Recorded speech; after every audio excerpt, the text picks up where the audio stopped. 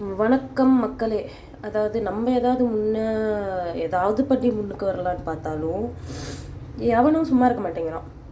அதாவது வீட்டில் கேஸ் காலி ஆகிடுச்சு, இப்போதைக்கு சமைக்கிறதுக்கு எதுவுமே இல்லை. ஸோ இப்போ நம்ம புதுசாக என்ன பண்ண போகிறோம்னா ஏர் ஃப்ரையர் சீரீஸ். ஏர் ஃப்ரையரில் என்னெல்லாம் குக் பண்ணலாம் அப்படின்றது தான் இப்போ நான் குதிச்சிருக்கேன். இப்போ பருப்பு வடை ஏர் ஃப்ரையரில் எப்படி வருதுன்னு பார்ப்போம். நார்மலாக பருப்பு வடைக்கு என்ன திங்ஸோ அதெல்லாம் போட்டு அரைச்சி வச்சு வடை மாதிரி ஷேப் பண்ணி வச்சுட்டேன். இப்போ ஏர் ஃப்ரையரில் வச்சு அது நல்லா வருதான்னு எடுத்து காமிக்கிறேன், பார்ப்போம். இது என்னன்னு பார்த்தீங்கன்னா, நான் ஆல்ரெடி மின்ட் சட்னி அரைச்சி வச்சுருந்தேன். கேஸ் போனோடனே தூக்கி ஃப்ரீசரில் போட்டேன். ஸோ இதை நம்ம ஹாட் வாட்டர் மிக்ஸ் பண்ணி சைடு டிஷ்ஷாக சட்னியை தொட்டுக்க போகிறோம். பார்த்தீங்கன்னா ஹாட் வாட்டர் ஊற்றியாச்சு. So nice green chutney is ready. அப்புறம் அப்படியே உள்ளே போடுறோம்.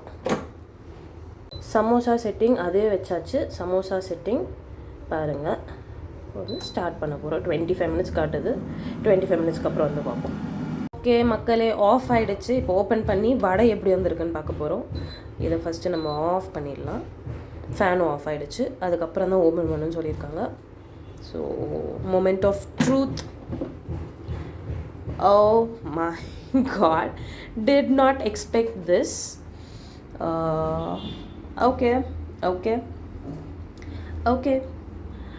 இம்ப்ரெஸ்ட். சாப்பிட்டு பார்த்துட்டு எப்படி இருக்குன்னு சொல்கிறேன். I don't know if you can hear, but it's very crunchy.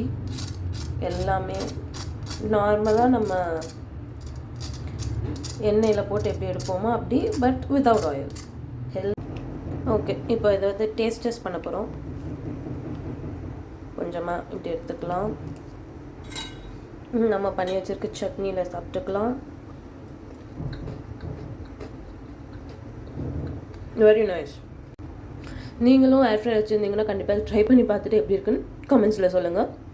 Stay tune for more recipes from air fryer. ஏன்னா சிலிண்டரோட தட்டுப்பாடு இப்போ குறையிற மாதிரி தெரியல. ஸோ வாங்க சேர்ந்து சமைக்கலாம்.